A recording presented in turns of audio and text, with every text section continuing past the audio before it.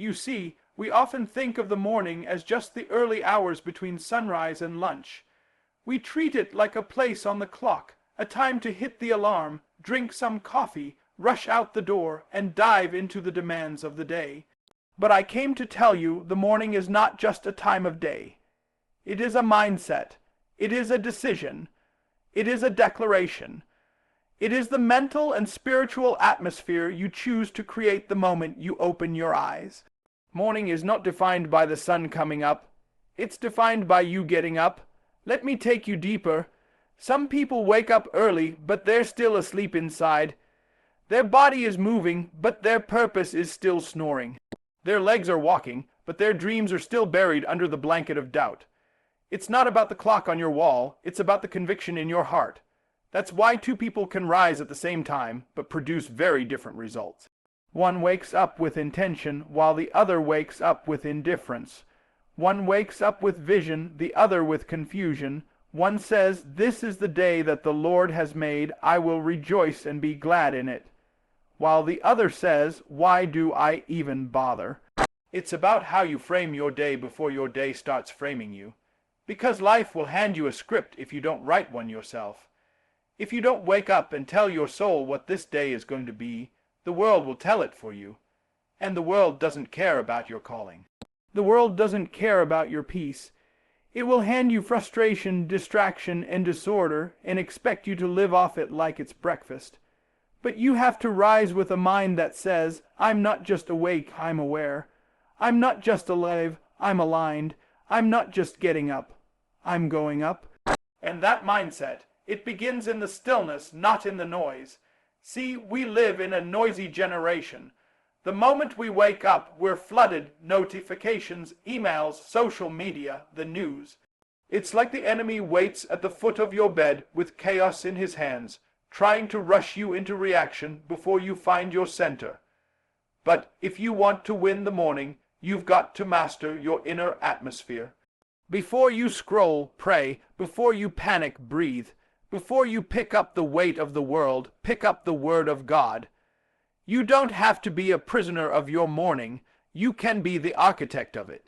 Build it brick by brick. Start with gratitude. Don't wait for things to go right to be thankful. Thankfulness is what makes things go right. Begin with confession. Speak what you want to see, not just what you feel. Get into position because your posture predicts your progress. If your head is down, your day will be down. But if your spirit is lifted, your day will be lifted too. And I'm not just talking about positive thinking. I'm talking about purposeful perspective. Let me tell you something that changed my life. The morning is the birthing room of the day. If you go into labor with frustration, your day will be born in confusion. If you go into labor with fear, your day will be born in hesitation. But if you go into labor with faith, your day will be born in victory. That's why Jesus often withdrew early in the morning to pray, because he understood the battle is not won in public, it's won in preparation. The morning is where you war for your peace, declare your focus, and sharpen your assignment. Now let me ask you, what are you letting into your morning? Because what walks through the door of your morning will sit at the table of your whole day. If you let anxiety in, it'll eat up your energy. If you let distraction in, it'll devour your discipline. But if you let God in, if you invite wisdom, if you create stillness, if you open your heart before you open your inbox, you'll find that the day bends to your belief. You don't have to be a victim of the calendar. You can be a creator of your climate. And this is not just spiritual. It's also practical. If you want to win in business, in your career, in your health, in your relationships, how you begin matters. Athletes know this. The first step off the blocks sets the tone for the race. Musicians know this. The first note sets the key for the whole song. Leaders know this. The first meeting of the day sets the tone for the whole team. And if the world understands that, why would we who are children of God take our mornings lightly? This is your moment to reclaim your sunrise, not just to wake up, but to rise up. Don't just go through your morning, row through your morning. Approach it with sacred expectation. Walk into it with strategy. Speak into it with faith. And when you do that, when you command your morning, you'll start to see that every day starts working for you, not against you. Because you're not waking up to survive, you're waking up to conquer. You're not rising to endure, you're rising to win. Because when you win the morning, you win the day. There is a law, a spiritual law and a natural law, that you cannot break without consequence, and that is the law of sowing and reaping. From the very beginning, God established it. As long as the earth remains, seed time and harvest, cold and heat, summer and winter, day and night will not cease. That means the morning, your early time, your starting point is your seed time. What you do with the start of your day will shape the harvest of your afternoon, your evening, your week, your life. You cannot plant laziness and expect excellence to grow. You cannot sow distraction and expect destiny to sprout. You cannot start your day scattered, shallow, and reactive, and then wonder why peace and progress evade you by midday. The principle is simple but profound. Your results don't show up where you plant them, they show up later. That's why people are often confused. They think what they're doing in the morning is harmless because the consequences don't appear right away. But I came to tell you, just because the harvest is delayed doesn't mean it's denied. It's coming good or bad based on what you did in the early part of your day. That's why the enemy targets your mornings. Because he knows that if he can steal your start, he can strangle your strategy. If he can cloud your clarity before 9 a.m., he can derail your discipline by noon. The enemy doesn't have to take your whole day. He just needs your first few moments to throw off your rhythm, interrupt your flow, and kill your momentum. But you have the authority, yes, you do, to take your mornings back and use them as holy ground to plant the seeds of purpose, preparation, and productivity. Think about a farmer. A wise farmer doesn't wait until the sun is overhead to sow. No, he rises early. He doesn't wait until the conditions are perfect. He sows in season, even when he's tired, even when it's inconvenient. Why? Because he understands that what happens early determines what happens later. Your morning is your plow. It's your shovel. It's the sacred time to cultivate the ground of your mind and the soil of your spirit. The work you put in when no one is watching, that's what produces the fruit everybody sees. If you wake up and pray, that's a seed. If you wake up and read something that grows your mind, that's a seed. If you wake up and write down your goals, plan your tasks, speak your affirmations, or stretch your body, every one of those things is a seed. You may not feel the benefit in the moment. It may seem small, insignificant, boring even. But seeds don't feel powerful until they break open. Seeds don't look like trees until time and faith activate their potential. So don't let the simplicity of your morning discipline fool you. Your success is in the seed. Your progress is in the process. And the sooner you begin, the sooner your harvest will arrive. Some of us want evening blessings from morning neglect. We want late day rewards from early day laziness, but God is not mocked. Whatever a man sows, that shall he also reap. That's not punishment, that's principle, and principle works for you if you work it. Now, let's talk practically, because this message is not just spiritual, it's strategic. When you wake up and waste your first hour scrolling through distractions, you are feeding your mind junk food before it's had a chance to think clearly. When you skip structure and rush into the day unprepared, you are building on shaky ground. You wouldn't build a house without a blueprint, so why would you build a day without a plan? That's why successful people, focused people, intentional people rise with rituals. Not religious routines, but rituals of readiness. They understand that mornings are the launch pad of achievement. They use the early hours to focus their faith, sharpen their goals, and ignite their energy. They don't wait for clarity, they create it. They don't hope for peace, they produce it. They plant what they want to see grow, And let me speak to those of you who feel behind in life, behind in your purpose, behind in your finances, behind in your development. Listen to me. You can't fix everything in a day, but you can fix how you start that day. And when you start different, you begin to live different. The right morning habits compounded over time will move you from where you are to where you were born to be. Don't underestimate the power of consistent early investment. Destiny is not built in big leaps, it's built in daily discipline. So tomorrow morning, when the alarm goes off and the bed feels like a trap, and the world waits outside with all its noise and urgency, remember this: you are sowing. Every choice is a seed, and one day you will walk through the field of your own decisions. Make sure it's a field full of purpose, not regret. Make sure it's a field that reflects what you planted early, faithfully, intentionally, even when nobody saw it but God. Because what you do early always shows up later, before the emails come flooding in, before the children need your attention, before the notifications light up your phone like a digital storm. You've got to choose discipline before distraction. Because if you don't govern your morning will govern you. If you don't set your intentions, the world will set them for you. The people who rise and succeed in this life, in business, in purpose, in faith, they are not always the smartest or the fastest or the most talented. But they have one thing in common: they choose structure before struggle. They understand that if they don't take control of the first hour, the next 23 hours will take control of them. Discipline is not a feeling. It's not a mood. It's not something that just shows up in your life like a surprise blessing. No, discipline is a decision. And every morning, before you speak to anyone else, you've got to have a conversation with yourself and ask, who's in charge today?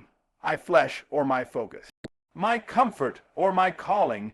Because make no mistake about it, your distractions will always be louder than your discipline. But your discipline, though it whispers, carries more power than all the noise in the world. See, distraction is subtle. It doesn't always look like evil, it often looks like urgency. It looks like, let me just check this one message, or let me scroll just for a minute, or let me ease into the day instead of owning it. And before you know it, the first 30 minutes of your life have been sold to something that has nothing to do with your purpose. And that time, that sacred morning time, you never get it back. The people who break generational curses, the people who build empires, the people who master their gifts, those people understand the value of protecting the start of the day. You see, discipline is a gatekeeper. It guards the territory of your calling. It says, no, you can't come in here. To the distractions that want to live rent-free in your mind, it says, not now. To the demands that are urgent but not important, it says, I've got something to build, something to become, something to birth, and I cannot afford to be everywhere for everyone and nowhere for myself. You can't live your life at the mercy of everybody else's emergency. You can't keep waking up and letting life happen to you. You've got to start happening to life. You've got to wake up and put your values on the calendar before the chaos gets there. You've got to place your peace on the schedule. You've got to make your goals an appointment that cannot be canceled, and that takes discipline. Let me make this practical. Discipline means you get up when you said you would, not because you feel like it, but because you told yourself the night before that your future matters more than your feelings. Discipline means you don't check your phone until after you've checked in with your purpose. Discipline means you make time for prayer, for journaling, for movement, for planning. Not because it's exciting, but because it's essential. Because the harvest you're praying for requires a version of you that's consistent in the quiet.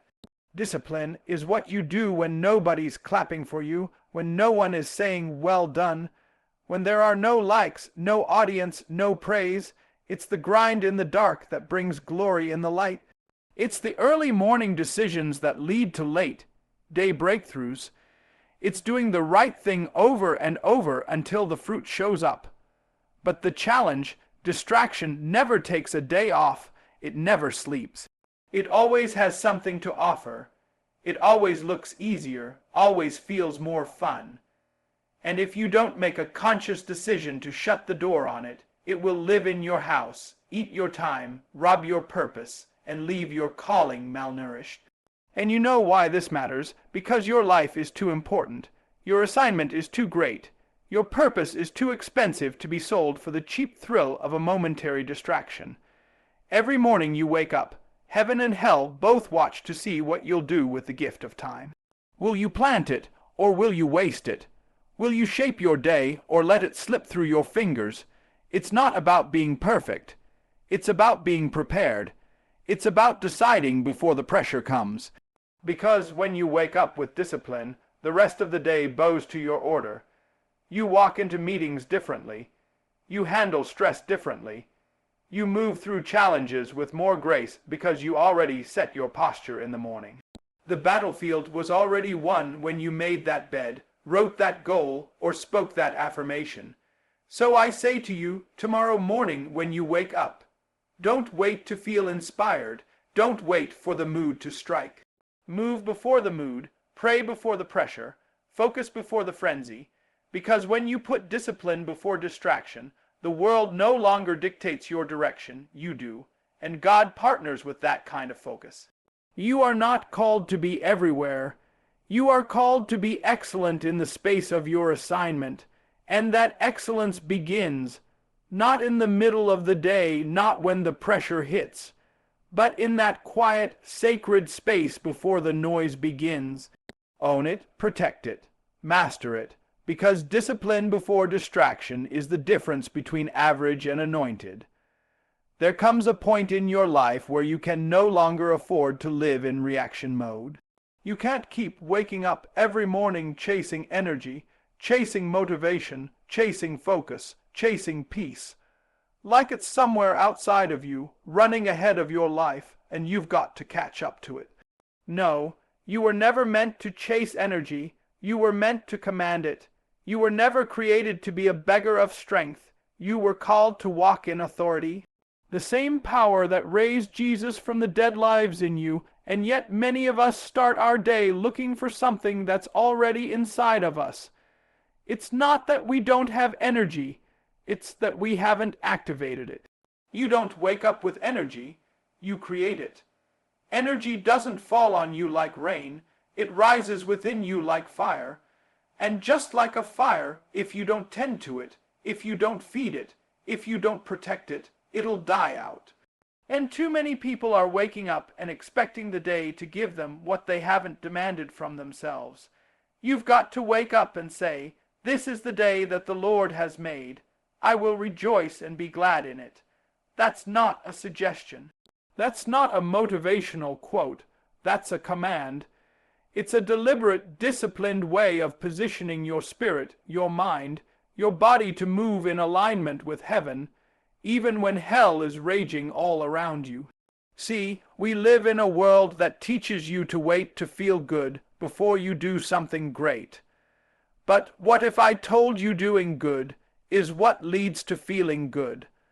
Some of y'all are sitting around waiting for inspiration to come knock on your door like a guest. But inspiration doesn't visit people who aren't moving. The energy you're praying for is often waiting on the other side of obedience, of motion, of effort. When Elijah outran the chariots, he didn't have Nike shoes or a protein shake. He had a word from God and the wind of the Spirit behind him. He wasn't chasing strength. He was walking in the flow of divine purpose.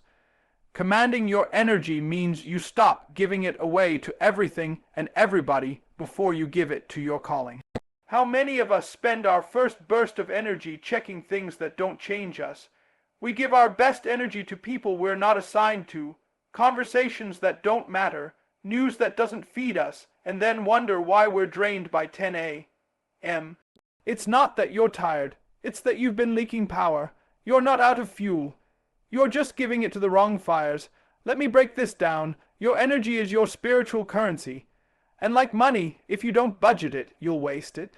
You don't give your whole paycheck to the first thing you see, do you? No, you prioritize, you invest, you plan. So why is your energy any different? Commanding your energy means you direct it where it matters most, not where it screams the loudest. It means saying yes to what aligns and no to what drains. It means placing value on your focus, because where your energy goes, your life flows. God did not give you strength to survive the day. He gave you strength to conquer it. But that strength must be stewarded, and part of stewardship is setting spiritual boundaries. Some people won't like that. They'll say you're acting different, and you are. Because you've realized that you can't afford to live another day bankrupt in your soul, empty in your spirit, dry in your purpose. You've realized that if you're going to finish this race strong, if you're going to build what God told you to build, raise what God told you to raise, lead who God called you to lead, you can't give your energy to anything random, petty, toxic, or unfruitful. And hear me, you don't need perfect conditions to command your energy. You need intention, you need alignment. Even when your body is tired, your spirit can be ignited. That's why Paul said, though our outward man perish, the inward man is renewed day by day. You can be weary in your flesh, but still strong in your soul. That's what happens when you stop waiting for energy and start calling it forth. Like David said, "Bless the Lord, O my soul, and all that is within me." He wasn't waiting to feel like praising. He commanded his soul to rise up. That's what winning the morning looks like.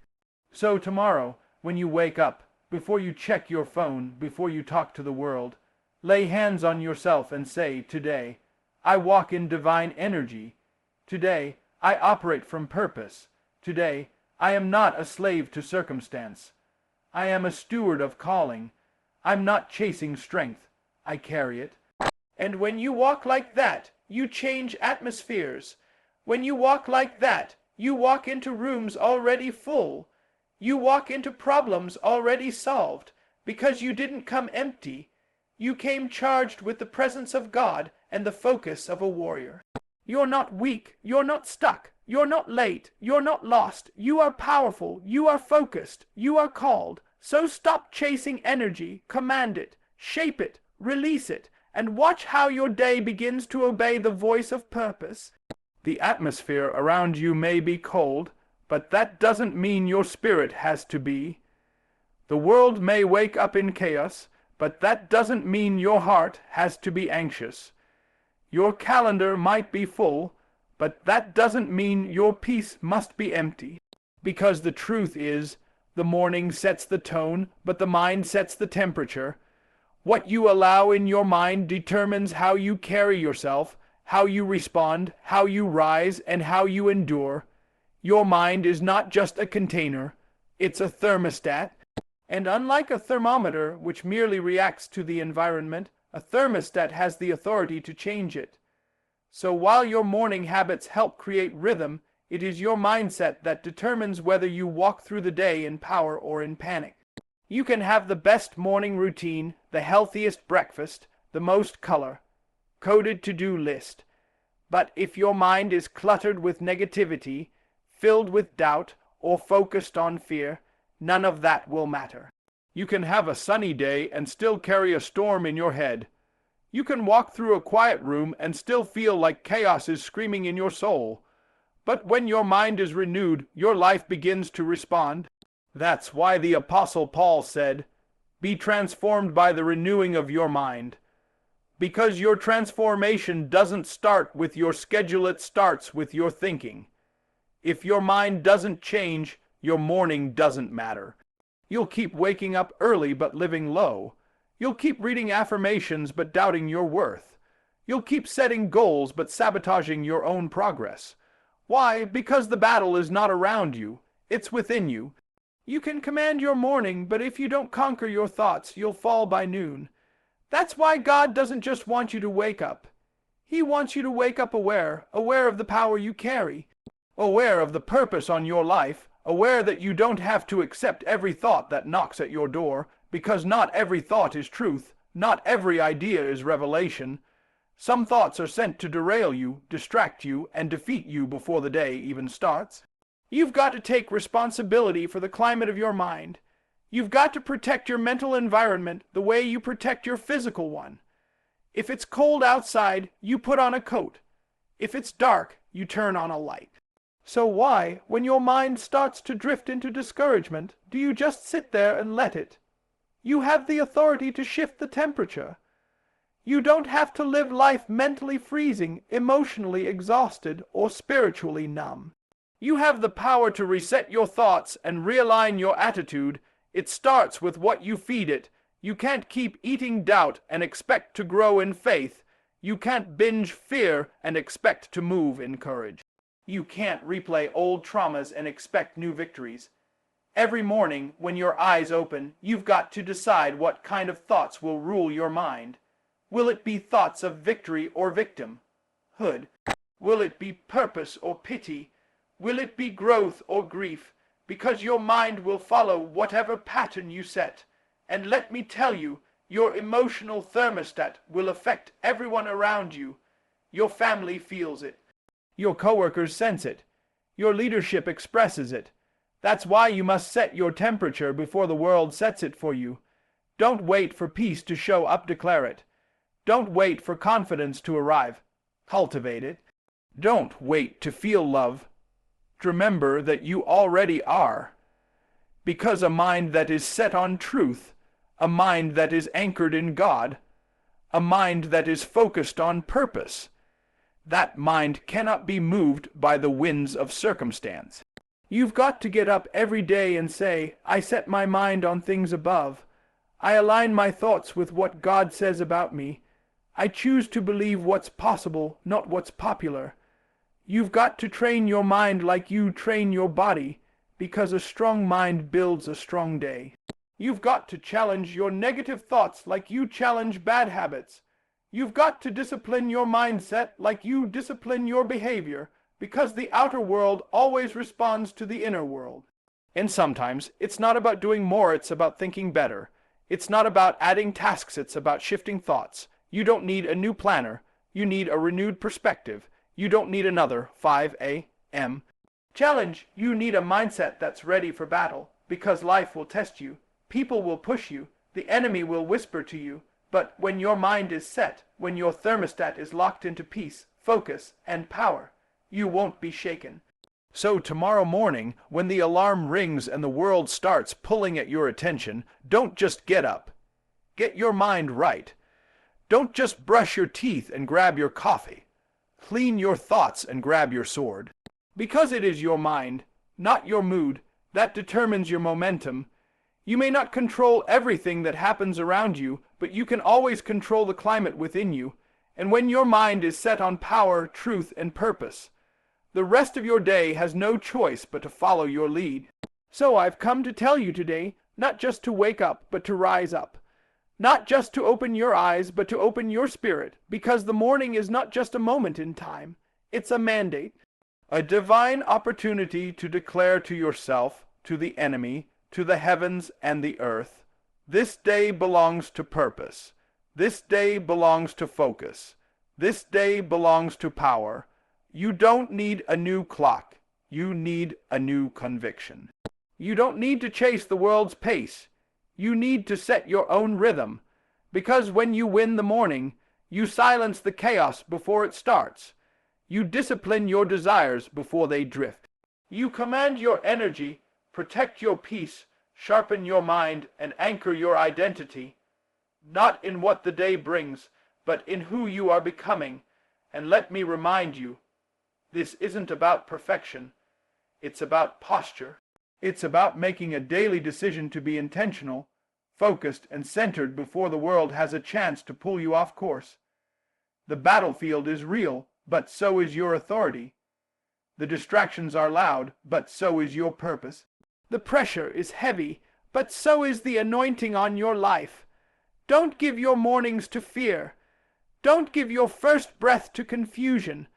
Don't hand your power over to the noise of the world before you've heard from the voice of God. Set your tone, choose your temperature, guard your gates, build your rhythm, and walk out of that house not empty, but full of clarity, full of intention, full of the Spirit. Because when you learn to win the morning, you stop reacting and start reigning. You stop drifting and start dominating. You stop wandering and start walking in authority, and every day becomes a step toward destiny. So I declare over you, you are rising with purpose. You are walking in discipline. You are leading your energy, not leaking it. You are protecting your mind, not polluting it. And you are commanding your morning. So the rest of your day has no choice but to follow your lead. Now get up. Get focused. Get moving, because if you win the morning, you win the day.